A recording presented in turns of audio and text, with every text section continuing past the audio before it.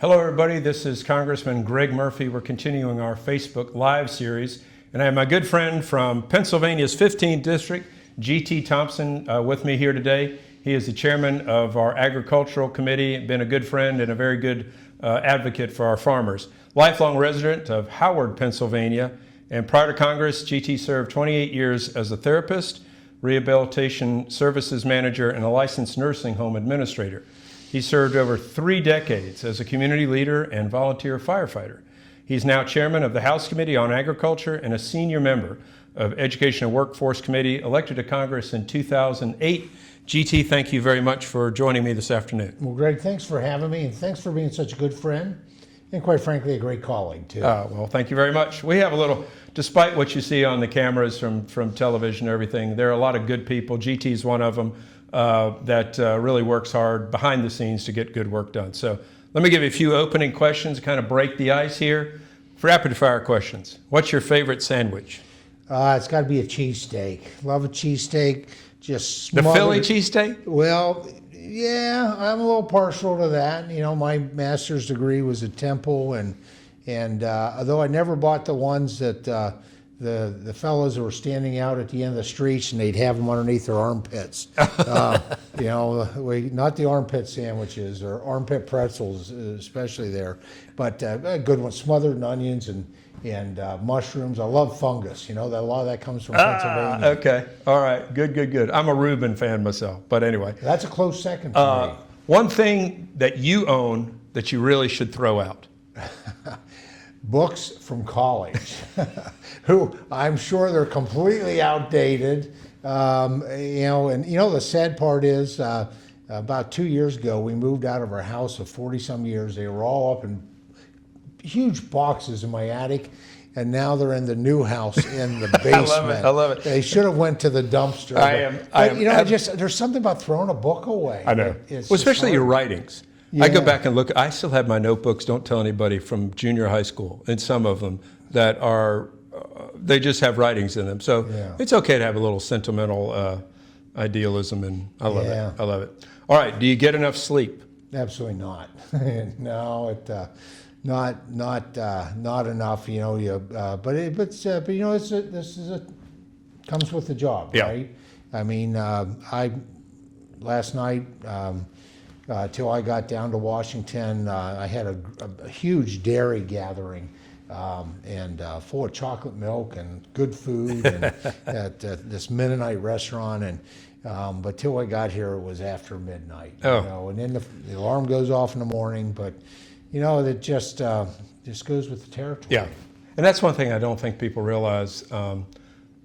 We work normally minimum 12-hour days. Yeah. Every day. And it's 7 days a week. There's plenty of work on the weekends and everything else. So, if you could get to listen to, if you get one song to listen to for the rest of your life, which song is it?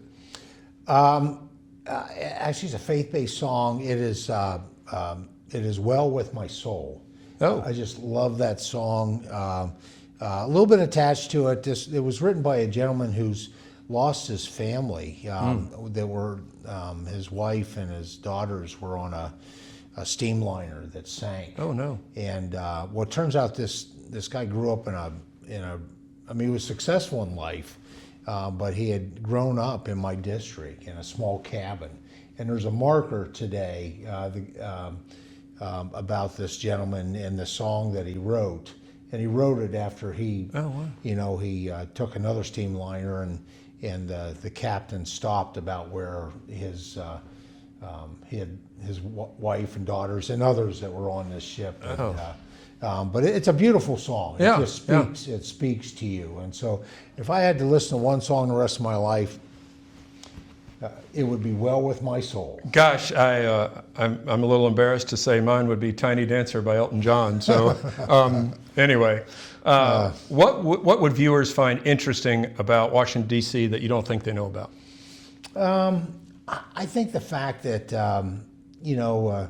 what's the old saying? I think most people perceive Washington. There's an old saying that it's got to bleed to lead, and so all the conflict in Washington. When the fact, and you alluded to this when you were opening up here with our gathering, there are a lot of good people here, folks on both sides of the aisle, and some really positive relationships. That, people willing to put aside their differences and come to the table and work on solutions. I think that I would say that, and the other thing is the number of the number of prayer groups that exist in Congress. Right. People are usually very surprised to hear that. Sometimes to the point of tears. Yeah, sure. When you talk about all the different opportunities to be able to, to pray together, to do Bible study, and it's really been a part of our Congress since the very beginning. Yep, that's absolutely true. I think one of the most challenging things here is the fact that the media wants to think that we all don't get along. Yeah. I always say I think 80% of us can agree on 80% of things. You don't see that on the television all the time. No, and the fact that most in normal times we pass bills under suspension, and a lot of them every week. And they require what, 3/4? Two-thirds. Two-thirds of Congress, strongly bipartisan. I think people are really surprised by that. But then again, there's not a lot of conflict there, so it doesn't get a lot of coverage. Doesn't make all the news. So, all right. Well, let's get back to some kind of serious things. Again, you're chairman of the Agricultural Committee. Can you talk a little bit about the agricultural wins that were in our reconciliation package, the Working Families Tax Cut? Yeah, that was the second title of that was the agriculture title. My only regret, I didn't call it the Farm Bill title, but it really was Farm Bill 1.0. We made the largest investments in generations in our family farms. Literally, between increasing reference prices, adding 30 million new base acres, immediate expensing. Yeah, absolutely on the tax side. On the tax things. side, yeah. There's a provision in the finance side that's good for farmers. That 25% of a farmer's loan that they get from a lender that could be done at the same rate of a municipal rate. So really, almost like a nonprofit. Real low interest rates. Now I'd like to see it higher than 25%, but that's a great start. And the fact that was in there, we corrected in the education title.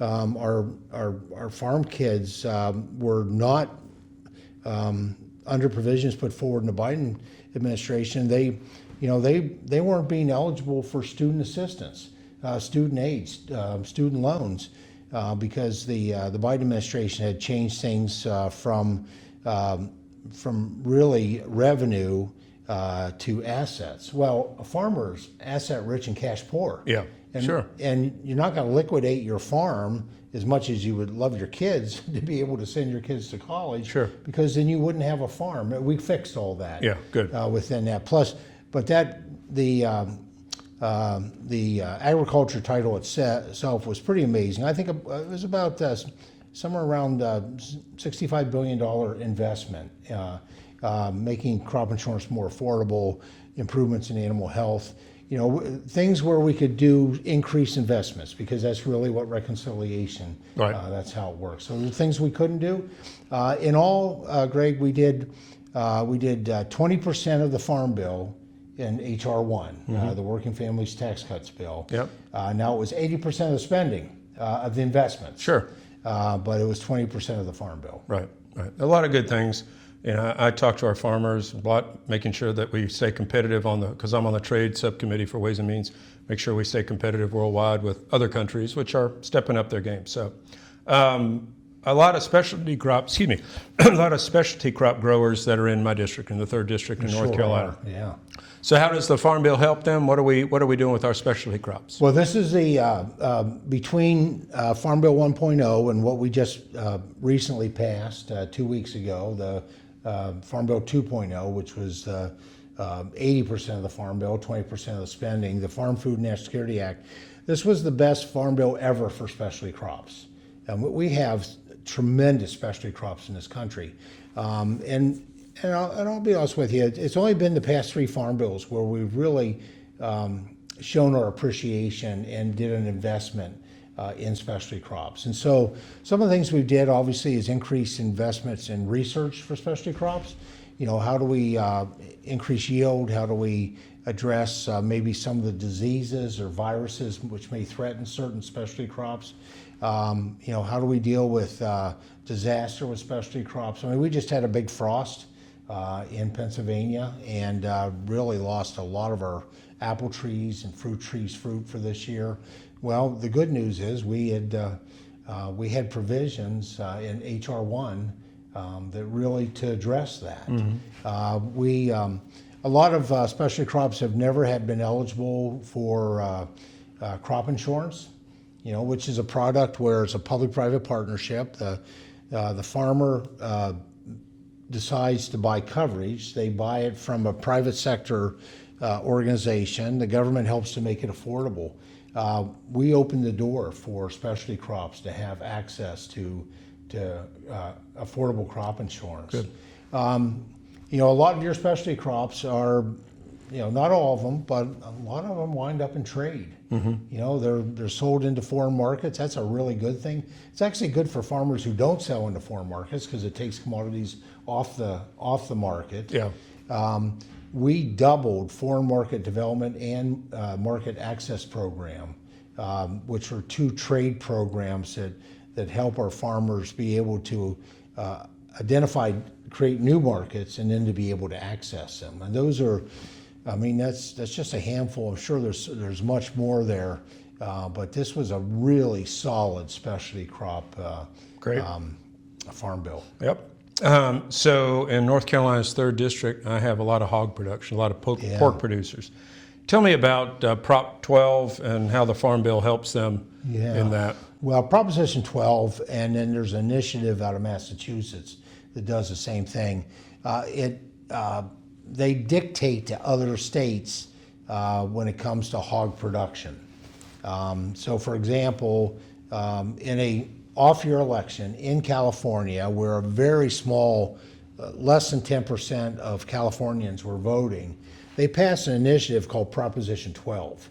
Proposition 12 dictated that gestation pens for hogs, and those are the pens that the mama hogs are in, as they're preparing and giving birth to these piglets, or what I like to call bacon bits. They've dictated that they have to be at least 24 square feet. Well, gestation pens are normally, for that very short period of time, are much smaller. And that's really to keep the sow from rolling over and smothering and killing the piglets. Yep. That's just agriculture science. It's animal husbandry. Right. And so California, in a very unscientific way, very emotional way, they said that nobody can sell pork into California unless they're in compliance with Proposition 12.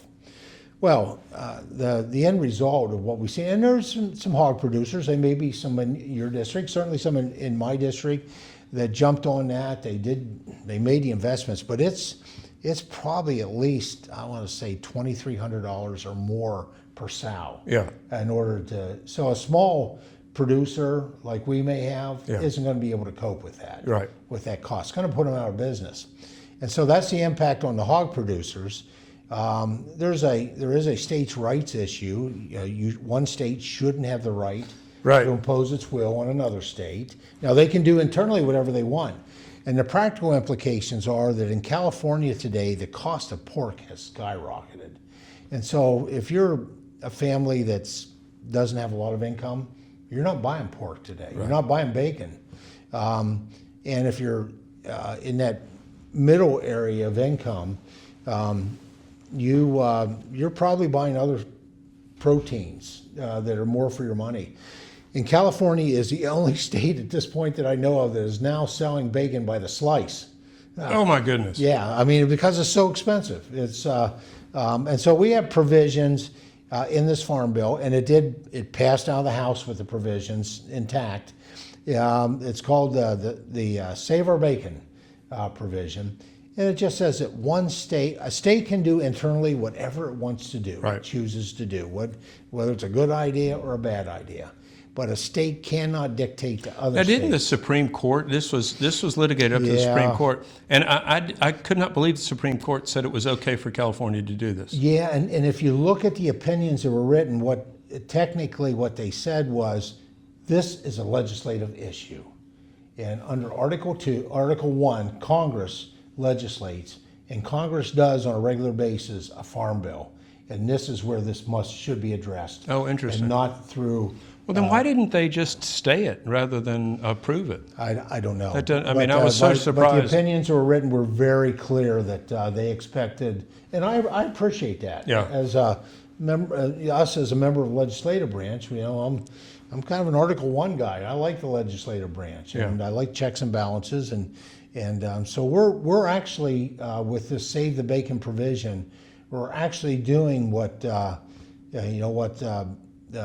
opinions of some of these Supreme Court justices directed us to do. Great, great. Well, the farmers are struggling. High prices, fertilizer, input costs. Yeah. Give us your opinion about the outlook of farming in the United States. I think the outlook is bright. Right now, it is really tough. I've never seen it so tough, quite frankly. With inflation where it is, and part of that was inherited from last administration.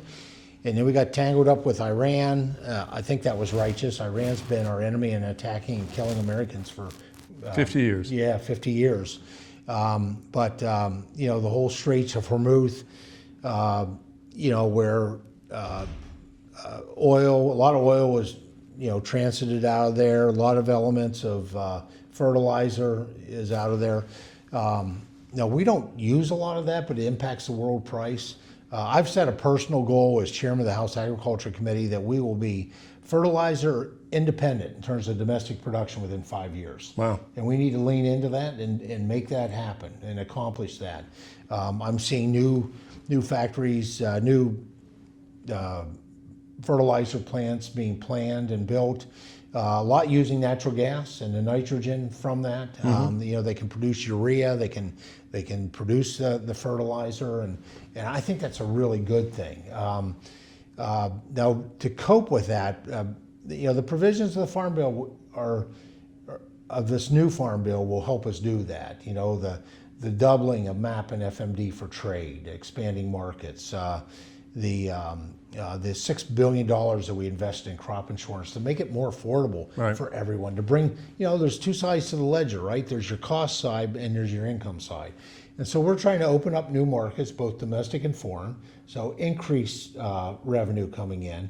But we're also trying to bring down the costs as we do things like modernizing crop insurance.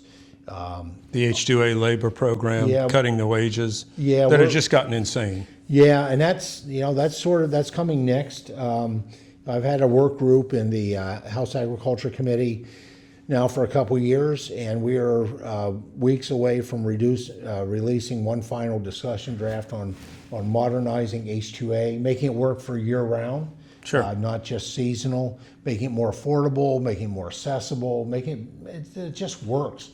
Restoring some common sense within that. And I think it's going to be a great bipartisan bill, and then we'll be handing that off to judiciary. And I think the chairman of the Judiciary Committee is looking forward to getting that piece of legislation. Well, that's one thing I think a lot of folks don't realize is how much our farmers do for the migrant workers that come in. They house them, they pay for them to come up here, they pay for their health care. Other than food, they pay for pretty much all their costs. Plus, they pay them good wages, a lot of which go back to their home countries. Outstanding wages. Yeah. It's crazy. They actually are required to advertise for domestic workers, and nobody shows up. Nobody shows up. So it's like, I guess that's a way to support our failing newspapers, but it doesn't have any return on investment for the farmer today. Well, thank you for sharing some time with us, G.T. Thompson from Pennsylvania's 15th District. Appreciate the discussion today, and as always, my great honor to serve you all in Eastern North Carolina. Thank you for listening.